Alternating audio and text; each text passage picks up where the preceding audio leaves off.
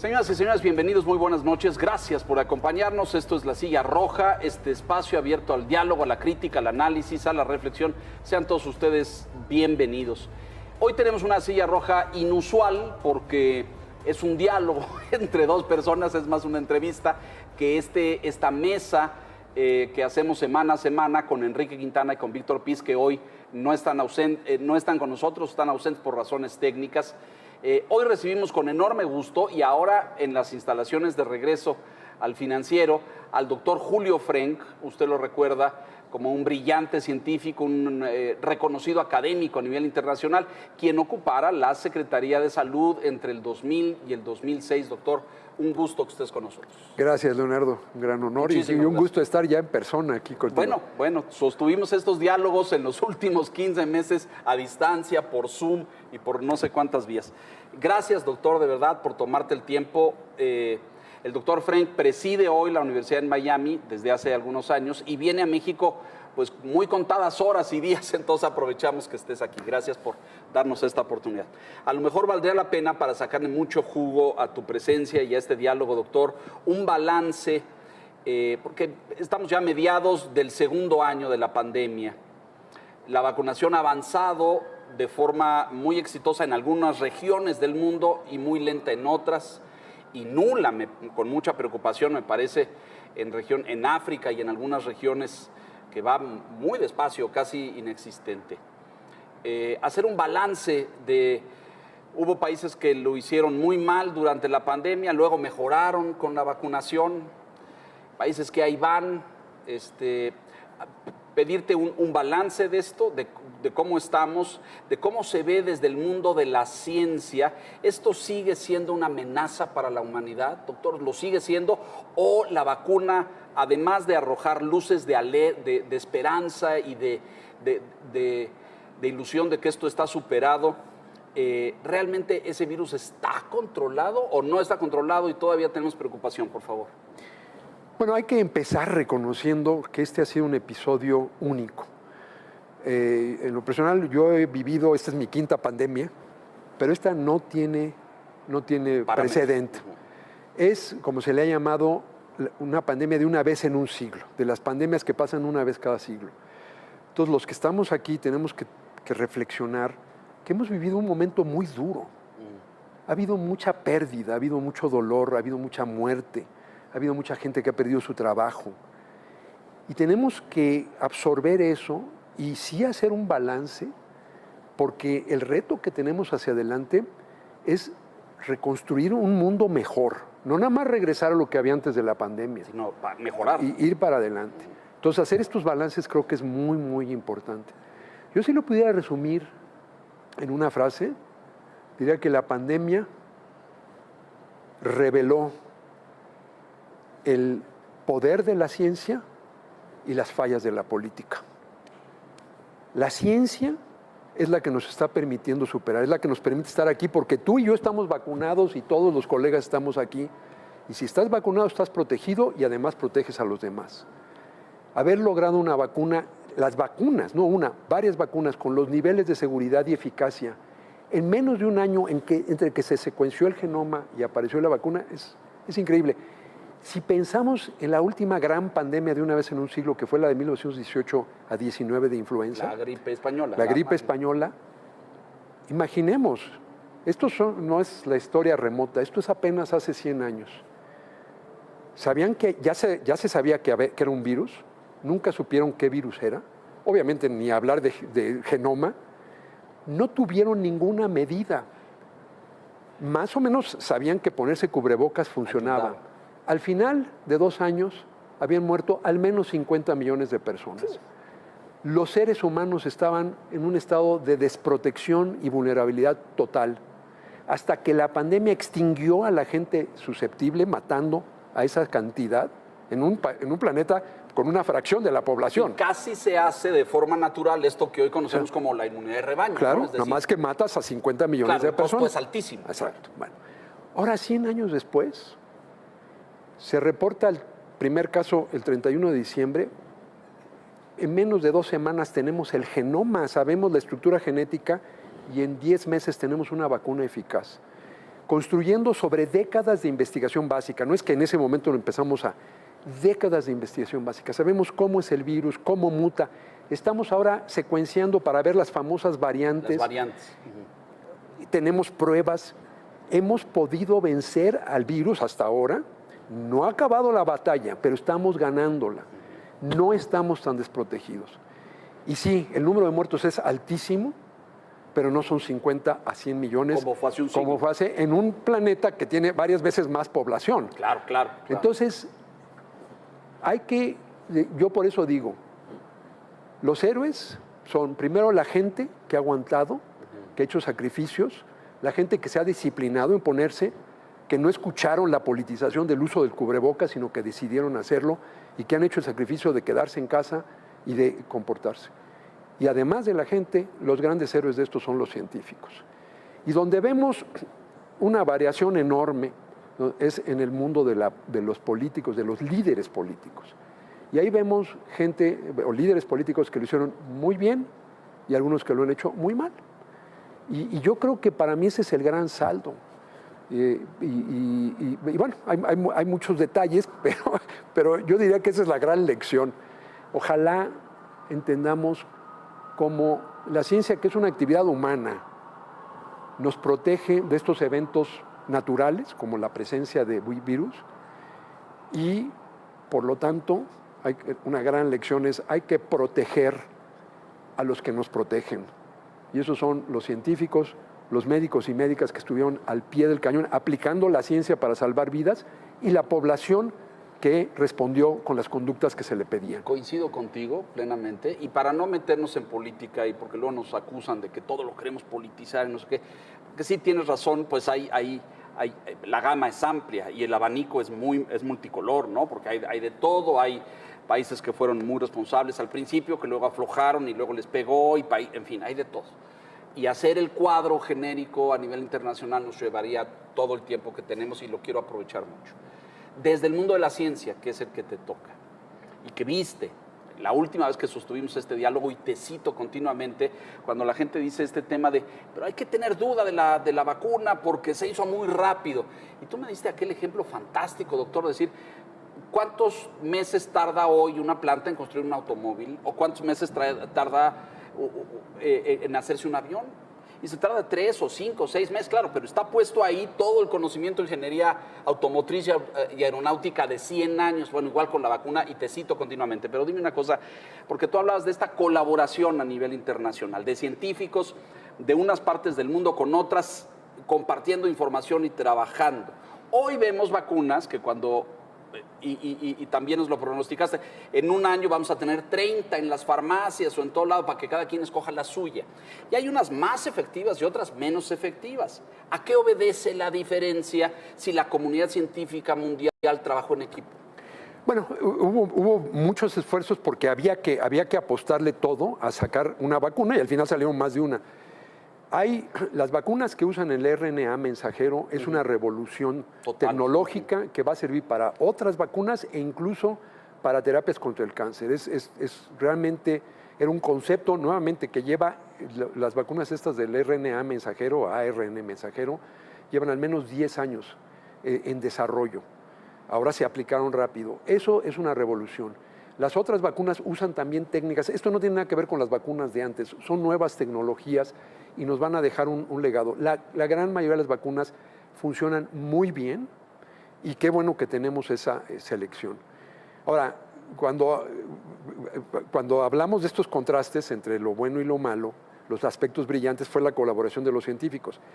Muchos políticos, sobre todo aquí sí en los países ricos, acapararon las vacunas. Y una agenda que tenemos pendiente es que las vacunas se tienen que compartir con todo el mundo. Ningún país está seguro hasta que todos los países no estén seguros. Entonces, no por caridad, por el interés propio de los países ricos, me refiero a Estados Unidos, Canadá, los países europeos, tienen que verdaderamente acapararon las primeras producciones, tienen que empezar a distribuirla por su propio interés. Porque mientras haya países como India, con 1.400 millones de personas, donde 2% de la población está vacunada, donde acaban de tener un desastre con una nueva variante, esta Delta, Esa variante está ya circulando y es ahora el 90% de los casos en el Reino Unido. Y va a llegar a Estados Unidos y va a llegar a México. Nadie está seguro. Entonces, estamos embarcados en una carrera contra el tiempo, porque el virus cada vez que entra a un cuerpo, cada vez que se reproduce un virus, muta, hay una mutación. Y esto de las variantes es algo que ya esperábamos, así se comportan los virus. Mientras va enfermándose más gente, muriendo algunos y vacunándose otros, va reduciendo el número de gente que está susceptible. Y entonces, en las mutaciones, cuando surge una variante que es más eficaz, más eficiente en infectar, o sea, que es más contagiosa, sí, esas tienen una ventaja de selección natural, claro, y son las que van a dominar. Entonces, conforme va avanzando una pandemia, sí, esto, puedes predecir que se va a hacer más seria la enfermedad. Te entiendo perfecto. Es decir, a lo mejor no sé, científicamente debe tener un nombre, la primera generación, sí, de coronavirus 19, a lo mejor esa ya fue derrotada con las vacunas que existen hoy, sí, en disposición. Pero las nuevas o las mutaciones, pues esas van a tener problemas, ¿no es cierto? Porque son más contagiosas, más virulentas, pero hasta ahora todas las vacunas que tenemos son eficaces contra las variantes, incluyendo esta variante Delta, que es la más seria que ha surgido y que está recorriendo. ¿Cuántas tenemos registradas o cuántas la ciencia tiene registradas? ¿4 o 5 variantes? Bueno, doctor, las grandes, lo que se llama variantes que generan preocupación, sí, son media docena, son 6 variantes. Okay. Ahora se le están poniendo letras griegas para no estigmatizar países. Claro. Pero sí, porque era la variante india, y la británica, y la brasileña, exacto, y demás. Ya, exacto. Entonces, bueno, Delta es la cuarta letra del alfabeto griego, sí, entonces tenemos 4 ahorita de interés. Ha habido otras subvariantes, pero sí estamos en una carrera contra el tiempo. ¿Son más agresivas estas variantes, sí, doctor? Es sí, decir, ¿por qué? Porque se fortalecen ante... No, porque las mutantes que hacen que sea más eficiente en infectarte son las que por selección natural desplazan a las mutantes viejas, a las variantes viejas. Ajá. Y entonces, por pura presión selectiva, se van seleccionando los virus que son más capaces de infectarte porque hay menos gente a quien infectar. Entonces las que son más eficaces son las que se reproducen más y van desapareciendo las variantes viejas. Ese es el ciclo natural. ¿Por qué muta un virus, doctora? Toda la gente allá afuera se pregunta ¿por qué mutan? ¿Por qué cambian? Porque y corre popularmente esta versión, los antibióticos han hecho más resistentes a las viejas bacterias y entonces las viejas bacterias hoy resisten a los antibióticos clásicos. Es un poco el mismo principio, ¿no? Ese es un fenómeno separado, que es muy serio, que es la resistencia antimicrobiana por el abuso de los antibióticos. Pero eso es con bacterias. Y eso es real, eso existe, es real, sí, pero no es el tema de aquí. El tema aquí es que son millones y millones de virus que invaden a cualquier ser humano y se están replicando. Son billones o trillones de réplicas. Y al azar, es un pequeño genoma, cambia una letra al azar, es pura situación al azar. Algunas de esas no tienen efecto, otras hacen que el virus sea más eficaz en el nivel molecular y esas son las que se seleccionan. Claro. Por ende, sobreviven más esas y desplazan a las variantes otras viejas. Y eso, la lección y el mensaje a las autoridades es, en México estamos en una carrera contra el tiempo. Si queremos evitar un nuevo pico, tenemos que acelerar el paso de la vacuna. A mí me dio mucho gusto cuando vi la noticia que se celebró justificadamente que se había vacunado 1 millón de personas en un día. Y luego me decepcionó porque se bajó. Se cayó, sí. Tenemos que mantener, ya se demostró que se puede, México tiene que mantener el ritmo de 1 millón al día para llegar al periodo invernal, que es cuando el virus tiene ya una conducta estacional, ya lo vimos. Y en la época invernal se reproduce más y la gente pasa más tiempo adentro y por lo tanto aumenta el contagio. Entonces tenemos esta ventana de ahora a octubre, más o menos, noviembre máximo, para vacunar a la mayor cantidad posible. Tenemos que llegar a 70% de la población de 12 años para arriba vacunada. Es una meta muy concreta. Estamos ahorita en 12, 15%. Tenemos que acelerar el paso. Si hacemos eso, vamos a evitar un pico muy alto, pero sí estamos en una carrera, Leo. Las estadísticas, doctor, ahora que mencionas esto de 1 millón en un día, la semana previa, y usted, si no lo sabe, lo compartimos con usted, porque está medido y además es información pública del gobierno. La semana previa a las elecciones se vacunan 4 millones de mexicanos, la semana inmediata posterior a las elecciones 2, es decir, de inmediato caímos al 50%, y ya para la tercera creo que ya estamos en 1 toda la semana. Es decir, pues sí hay, triste y lamentablemente sí hay un tono político en el asunto, pero quedamos en hacer a un lado eso para no enfrascarnos en cosas. ¿Qué nos ha enseñado? Y quiero pensar en materia de biología, de vacunación, de epidemiología. ¿Qué nos ha enseñado la pandemia? Es decir, tú sacabas una de las conclusiones que me parecen más precisas. Muy bien la ciencia y la política, o la política pública en materia de salud errática, por decirlo así muy diplomáticamente, pues. Pero nos ha enseñado más cosas en términos de la velocidad con la que podemos vacunar, esto de la concentración de los países ricos, especialmente Estados Unidos y la Gran Bretaña, que van ya, corrígeme, pero creo que Estados Unidos ya está en márgenes del 50-60% de su población, ¿estoy en lo correcto? Ya con vacunación completa, más de la mitad. Las 2 dosis. Las 2 dosis, sí. Es muy interesante, el caso de Estados Unidos es interesantísimo. Obviamente al principio, con el expresidente Trump, fue una respuesta totalmente errática, muy defectuosa, minimizar, decir que no era serio, desinformar a la gente diciendo que si la cloroquina, que la hidroxicloroquina, que una comunicación muy politizar el uso del cubrebocas, ese ha sido un error garrafal y Estados Unidos era un ejemplo de una pésima respuesta. Ahí funcionaron las instituciones de la democracia y hubo un cambio. Y yo sí estoy convencido de que la razón principal por la que no se religió fue por el mal manejo de la pandemia. Entonces viene ahora un nuevo gobierno que sí cree en la ciencia y ha hecho un trabajo espectacular en acelerar el paso de la vacunación y ahora echar para atrás las fallas de antes. O sea, nuevamente, la ciencia viene al rescate del mal manejo político. Entonces, Estados Unidos está ahí, pero ya llega a un tope, que es el de las personas que han vuelto, ahora a politizar la vacuna. Ajá. Ese ha sido el problema de esta pandemia. Si queremos una lección es que con estos fenómenos naturales que afectan a todo mundo, la política debe entenderse como un arte y ciencia de servir a la población, no de acrecentar el poder de una persona o un partido o un grupo. Y en esa misión de servicio debe guiarse por los principios de la ciencia. Yo no estoy diciendo que necesitemos un gobierno de tecnócratas. Entiendo la importancia del político, por eso digo que es un arte también. Pero el político que entiende que esta es una vocación de servicio y no de acrecentamiento del poder personal o de grupo, debe anteponer los intereses de la gente, y ahí es donde la ciencia, que es apartidista, nos puede ayudar. Y en esta pandemia lo hemos visto en acción. Si no tuviéramos vacuna, yo no sé dónde estaríamos. Si no tuviéramos pruebas diagnósticas, no sé, estaríamos como estaban nuestros antepasados recientes hace 100 años. Hace 100 años. Pienso en, es decir, a nivel global tenemos cerca de 3,5 millones de decesos, más o menos. Que posiblemente es el doble, pero...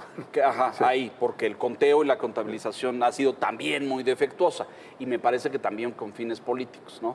El caso de México, doctor, aquí científicos de la UNAM decían en diciembre había que multiplicar por 2.6 el factor para más o menos tener un aproximado. Hoy estamos en esta semana en el orden de los 233,000, 35,000 decesos.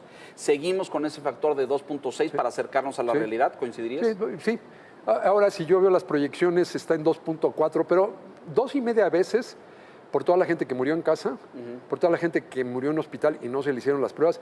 Y incluso las autoridades han reconocido, esto es una metodología, no es es con una metodología muy rigurosa que se llama exceso de mortalidad.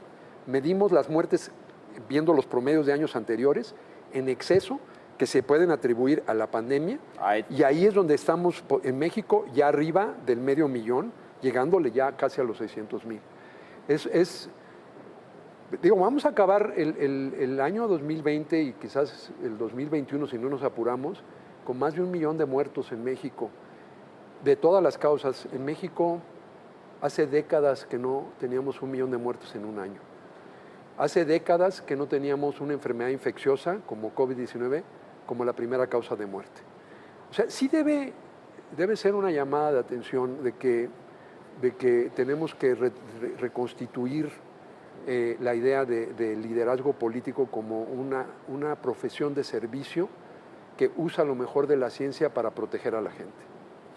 Pues ojalá y este llamado de atención llegue. Yo veo mucha pues irresponsabilidad en ese sector, en los que toman las decisiones y los que comunican a la ciudadanía de forma totalmente equívoca, en fin. Pero bueno, a ver, déjame profundizar en esto, doctor, que es algo que le preocupa a la gente mucho.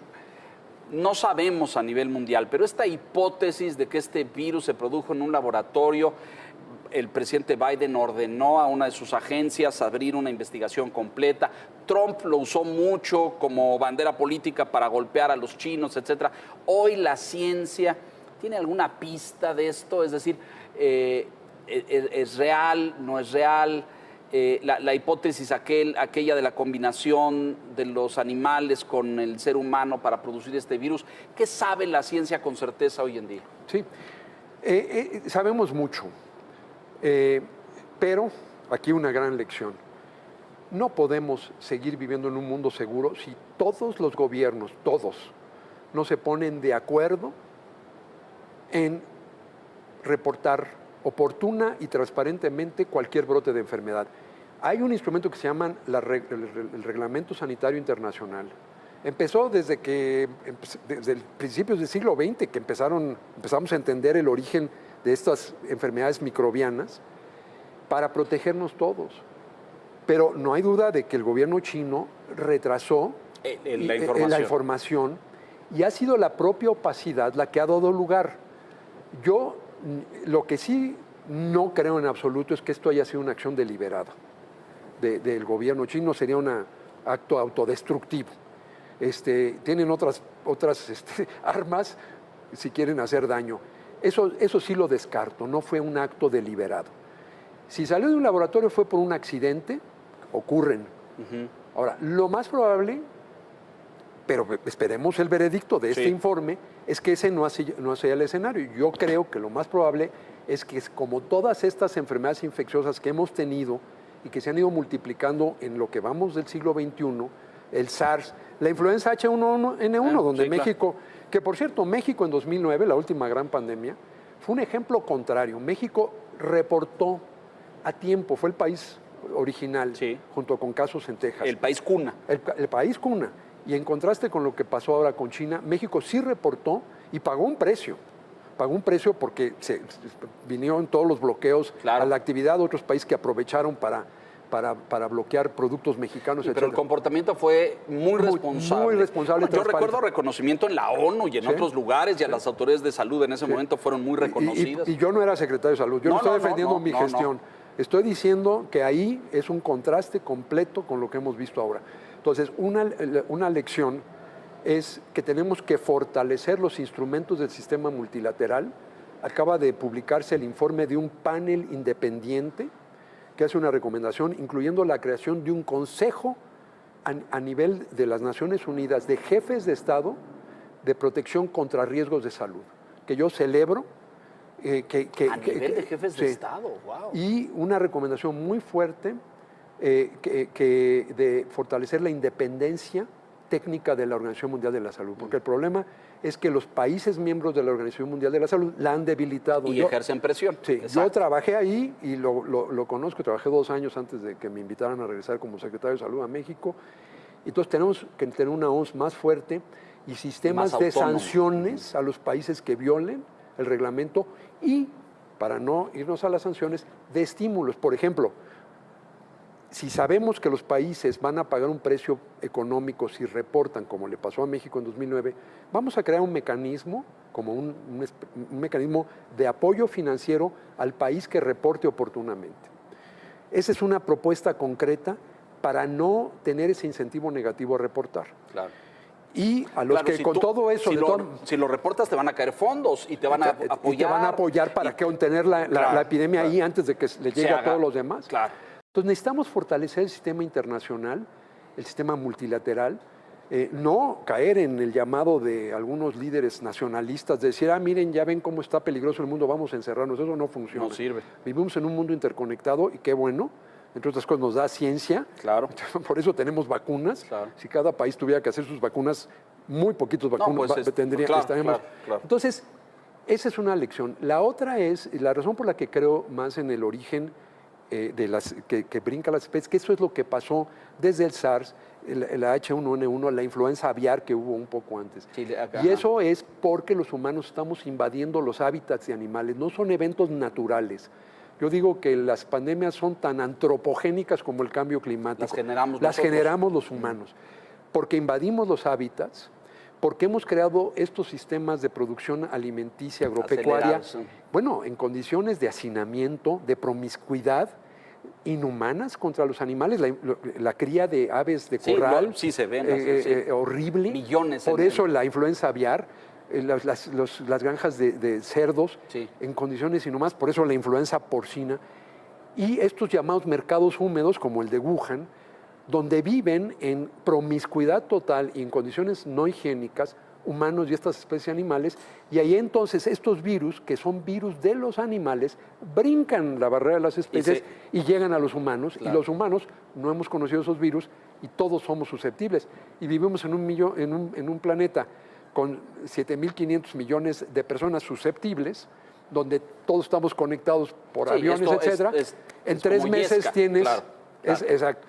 Entonces, yo descarto una acción deliberada. Correcto. Del gobierno chino, aunque critico la falta de transparencia, ellos mismos han generado el sospechosismo por esa falta de transparencia. Creo que tenemos que esperar el veredicto final.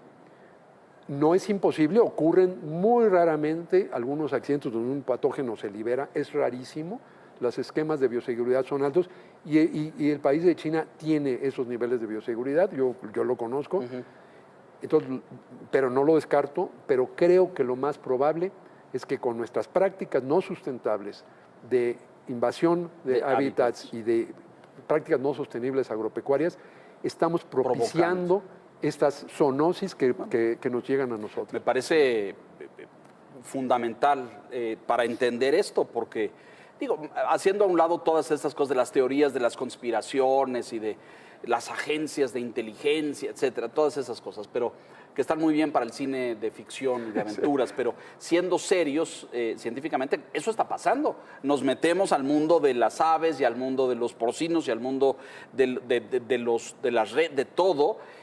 ¿Por qué? Porque pues ahora somos muchos, doctor, y hay que alimentar a muchos. Déjanos aquí hacer una pausa, si nos permiten. Estamos con el doctor Julio Frenk en este diálogo privilegiado que nos concede por estar en México. Vamos rápidamente a mensajes, regresamos enseguida.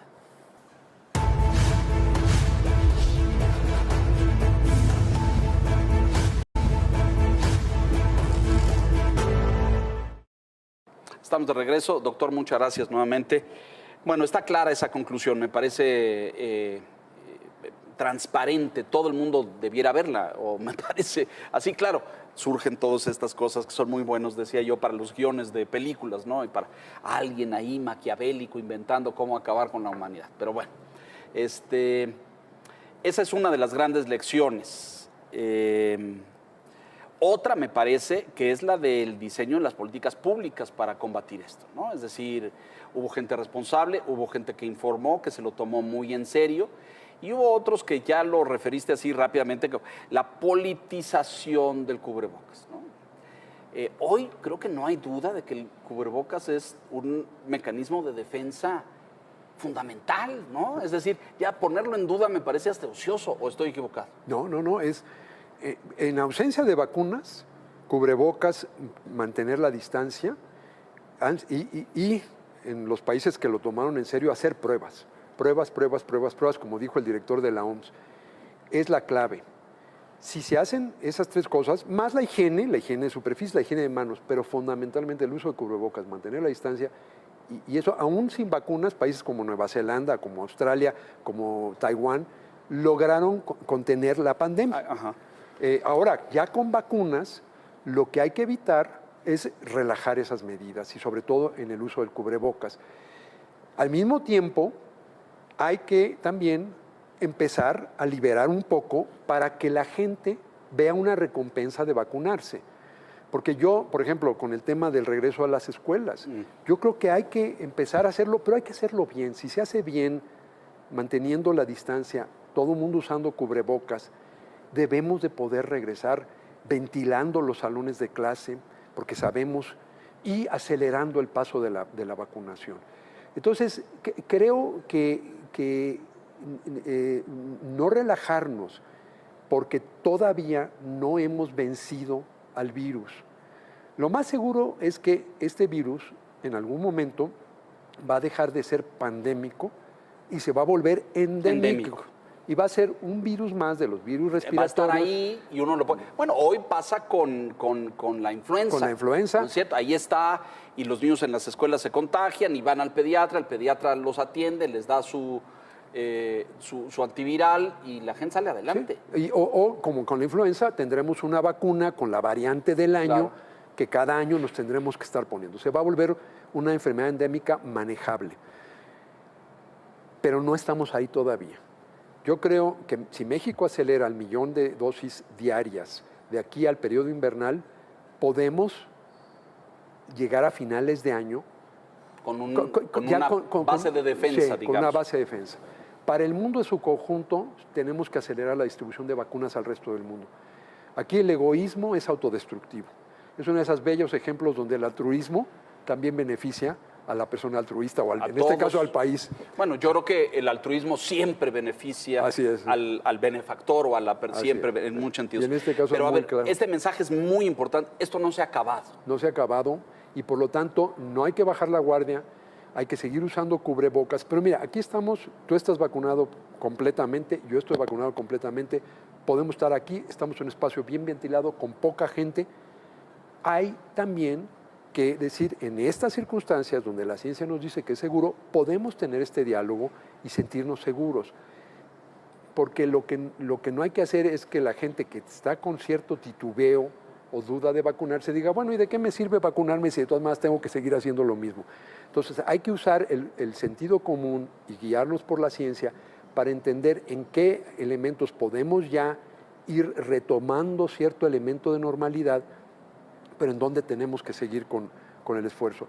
Yo anticipo que cuando lleguemos a esa situación endémica, vamos a llegar a una situación donde parte de la estacionalidad es que cada periodo invernal regresaremos al uso de cubrebocas.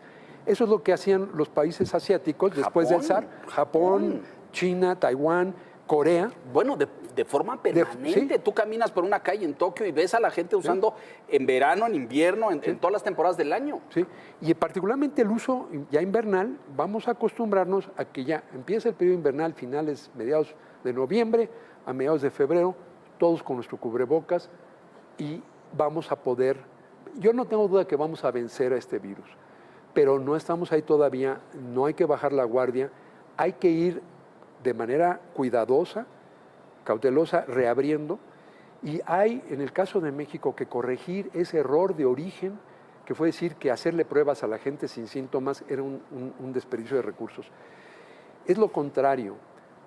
Lo complicado de este virus es que se transmite por gente que no tiene síntomas o síntomas muy leves. Asintomáticos. Exacto. Asintomáticos. Y entonces, la única forma es hacer pruebas. De detectarlo es haciendo pruebas, claro. Ya tenemos ahora pruebas, a diferencia del principio de la pandemia, hace 15 meses, ahora hay pruebas rápidas, baratas.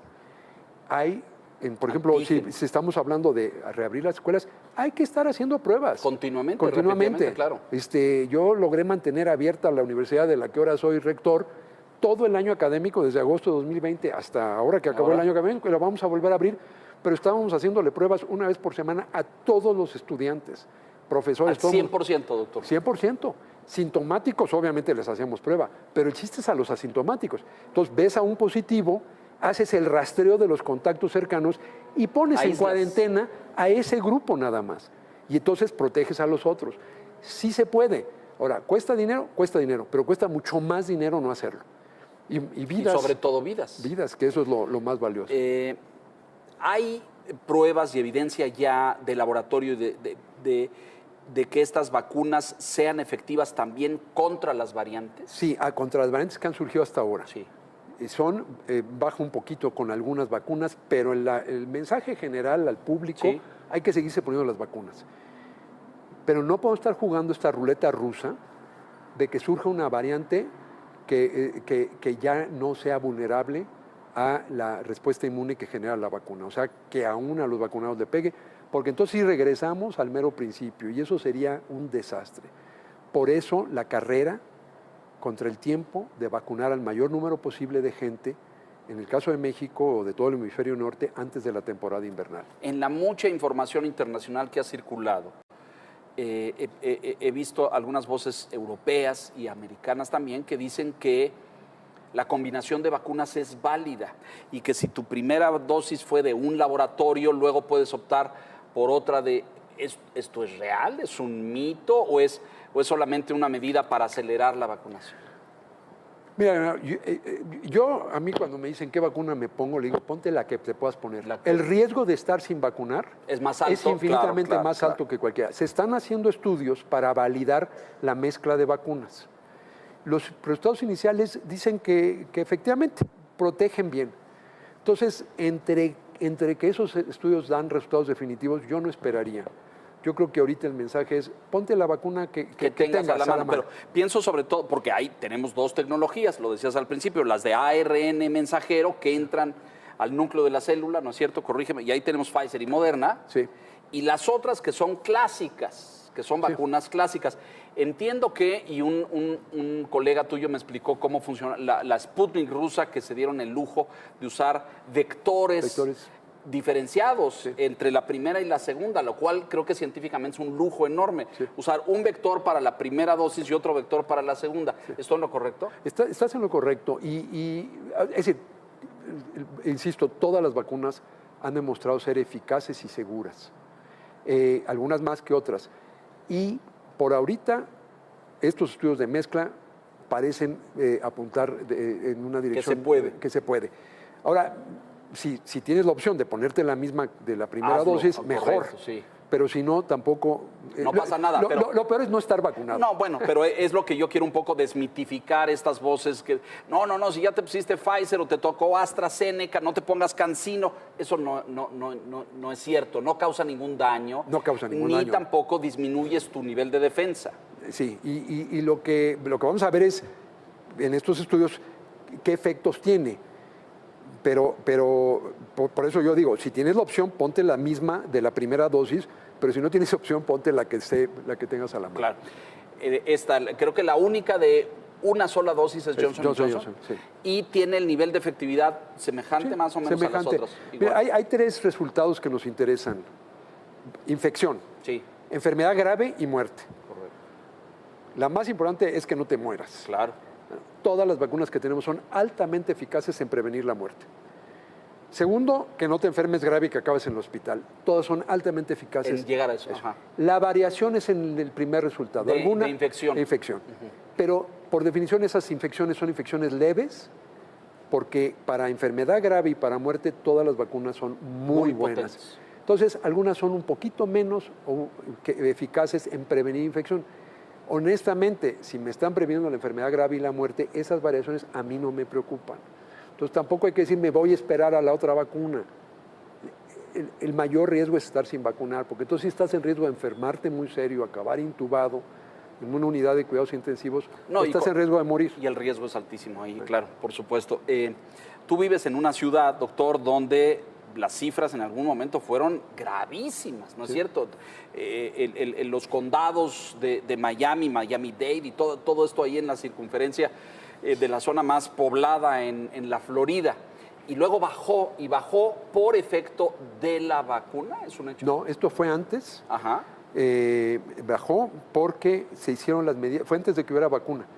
Yo lo viví en mi universidad.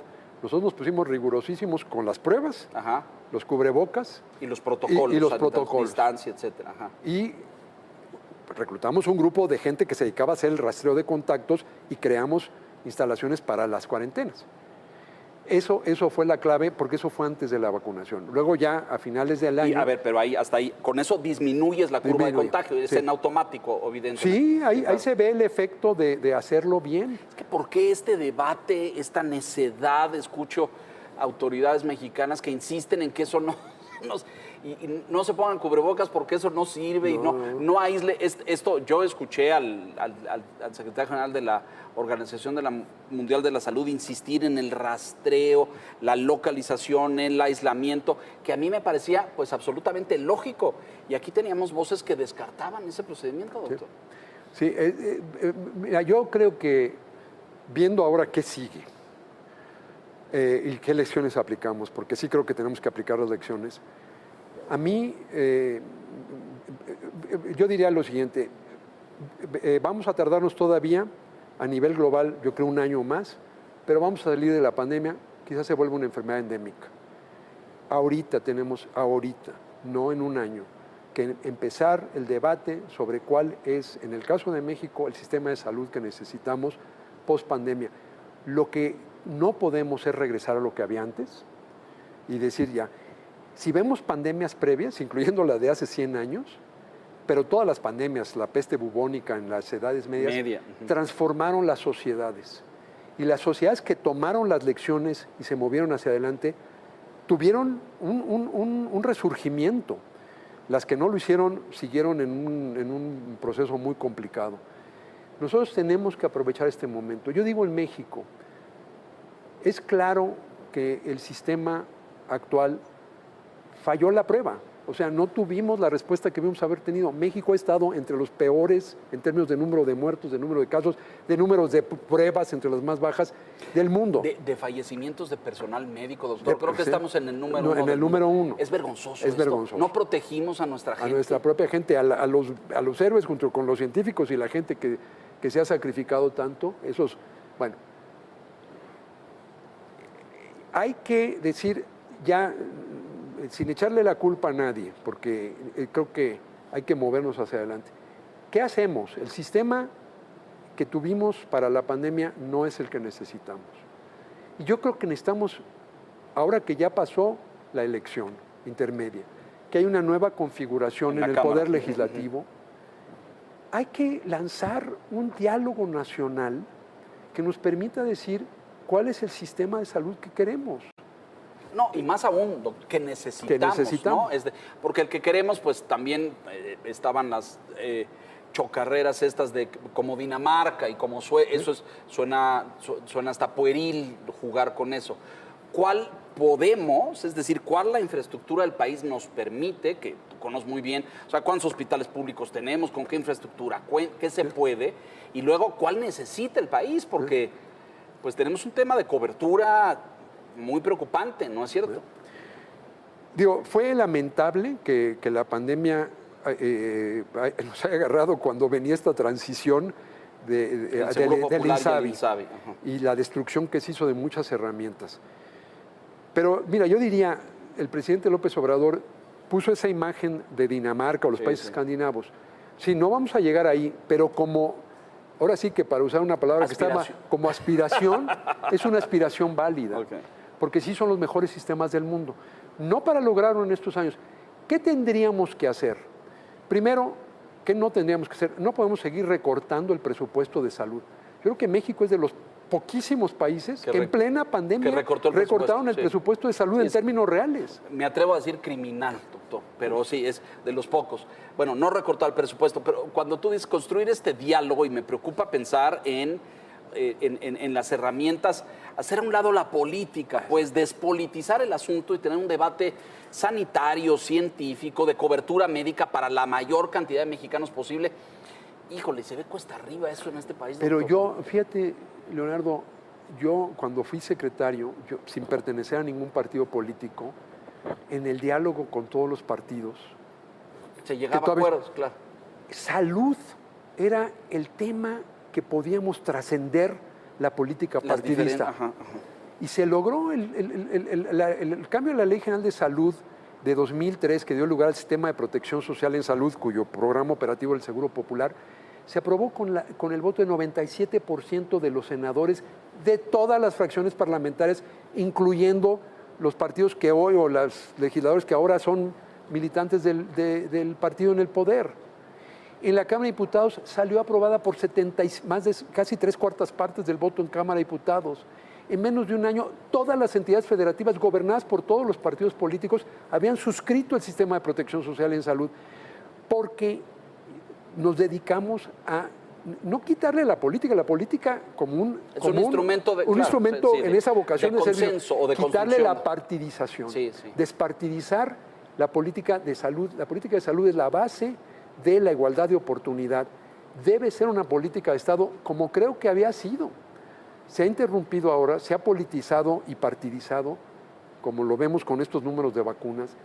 Creo que debemos trascender eso y convocar un diálogo que diga, en salud, porque estamos jugando con la vida humana, tenemos que trascender la política partidista y movernos hacia un espacio de políticas de Estado que trasciendan los periodos sexenales, la alternancia democrática, etc. ¿Ves viable ese diálogo? ¿Tú crees que es posible? Yo pensar, y coincido contigo en pensar, ¿quién se puede pelear en materia de salud? O sea, tu punto de vista o el mío, cuando pues la meta es salvar vidas, ¿no? La meta es otorgarle a los ciudadanos de toda la República los mejores elementos para que puedan cuidarse a sus familias y a sus hijos y a la gente mayor, que hoy la curva poblacional en este país va en esa dirección.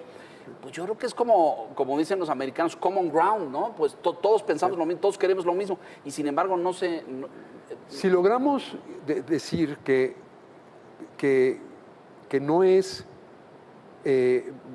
enjuiciar a nadie, pero hay que reconocer, el sistema de salud no estuvo a la altura de este reto.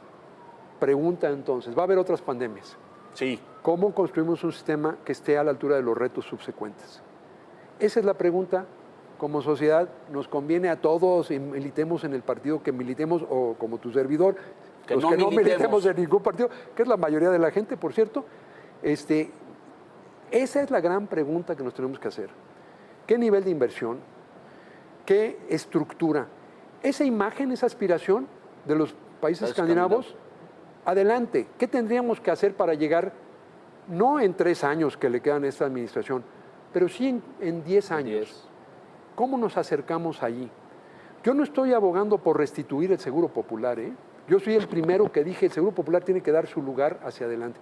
Pero lo que se hizo no fue movernos hacia adelante, fue movernos hacia atrás. El INSABI es el sistema de salud de los años 70 del siglo pasado.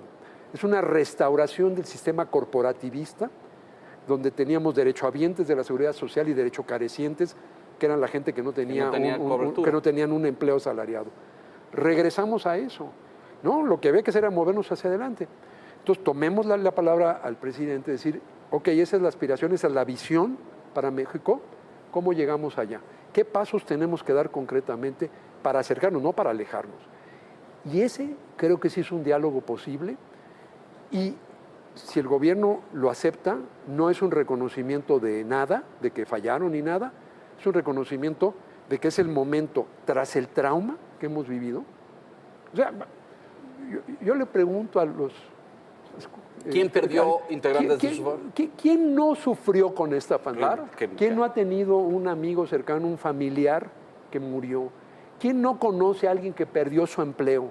¿A quién no ha traumatizado esta pandemia? Le cerraron su negocio, perdió sus clientes, perdió sus ingresos y luego, trágicamente, algún integrante de su familia, o varios, doctor. Aquí mismo tenemos colegas que perdieron a varios integrantes de su familia. Entonces, todos estamos sufriendo este trauma colectivo que fue la pandemia, que todavía es, pero cuando la superemos, la única forma de sanar es reconstruir el sistema de salud con esta visión apartidista.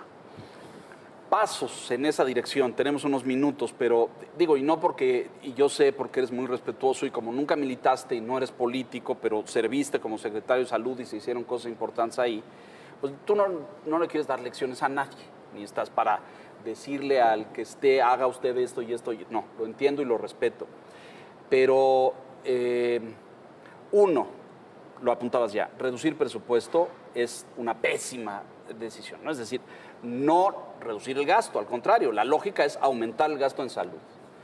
Dos, construir un modelo y un diseño que le permita el mayor acceso a la mayor cantidad de mexicanos, que no esté ligado a la prestación de sus servicios profesionales, ¿no? Como es el IMSS y el ISSSTE.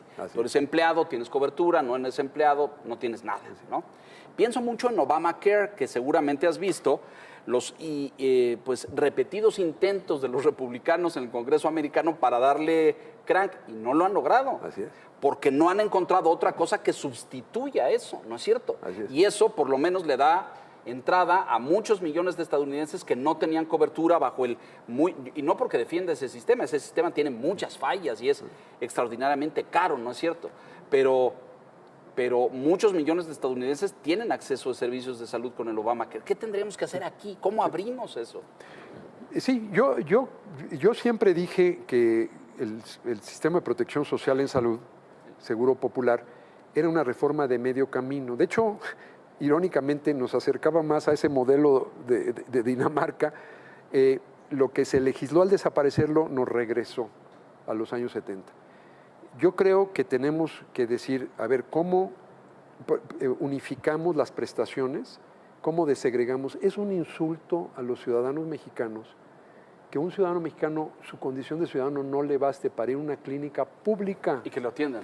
Y que lo atiendan si no demuestra además que trabaja o en el gobierno o en una empresa privada. Si eres un profesional por cuenta propia, un campesino que cultivas tu propio terreno, no te basta ser ciudadano para ir. Son instituciones públicas. La clínica del IMSS o del ISSSTE son públicas. Tendría que darte cobertura. Tienes que mostrar que además tienes un empleo asalariado, que tienes un patrón y que cotizas. Sí. Eso sería como si para votar tuviéramos que demostrar algo más que nuestra condición de ciudadanos. Así empezó el derecho al voto. Tenías que ser varón, tenías que ser propietario de tierras. En los inicios del proceso en México, hasta los años 50, las mujeres no votaban. Se volvió un derecho universal. Hay que hacer el derecho a la salud, que está en la Constitución, universal, para todos los ciudadanos parejo. El Seguro Popular fue un paso en esa dirección. Hay que dar el siguiente paso, pero para adelante, no el paso que se dio que fue para atrás con el INSABI. Y si podemos hacer eso, movernos hacia adelante, quitar esta segregación, crear instrumentos para que el seguro social que yo tenga, el ISSSTE que yo tenga, y otro instrumento me permite el acceso a cualquier unidad de atención, y así como hoy tenemos cajeros automáticos que tú puedes ir en todas partes, deberíamos tener un sistema de salud que permitiera que todo ciudadano vaya a la instalación, sobre todo cuando se trata de hospitalización y sobre todo de hospitalización de segundo, de tercer donde tenemos nivel. Escasez de camas. Claro. De por sí tenemos escasez de camas y si además la tenemos segmentada, tenemos un sistema súper ineficiente. ¿Tenemos que hacer una pausa? Sí, vamos. Una pausa. No, ya se nos acabó el tiempo. Mira, doctor, y yo que me quería extender. En fin, quisiera que durara mucho más porque creo que tenemos todavía muchos más temas. Mensaje a la ciudadanía, sí vacunarse, todos deben vacunarse. Este tema de que vamos a necesitar reforzar dosis hacia adelante, doctor, ya tenemos 2 de la vacuna que sea, que pueda venir una tercera para reforzar. ¿Eso se ve viable hoy en el ambiente? Va a depender de qué variantes surjan y si seguimos y controlamos porque aceleramos el paso de la vacunación, no necesariamente vamos a necesitar una tercera dosis para esta pandemia. A futuro, si se vuelve una enfermedad endémica, será como la influenza, haremos una vacunación cada año o lo que nos indique la ciencia. Entonces, todo depende de la velocidad. Yo creo que el gran mensaje es, ya logramos 1 millón al día, vamos a seguir con ese ritmo. En eso. Nos tenemos que ir, doctor. Yo te agradezco profundamente. El doctor Julio Frenk, uno de estos mexicanos que nos dan orgullo a nivel internacional por su aportación, por su convicción, por su servicio pues a la ciencia y a la salud en tantos lugares. Te agradezco profundamente, doctor. Muchísimas gracias. Y bienvenido siempre al Financiero. Y gracias a usted por la gentileza de su atención. Aquí, La Silla Roja, puntualmente la semana entrante. Hasta entonces, gracias.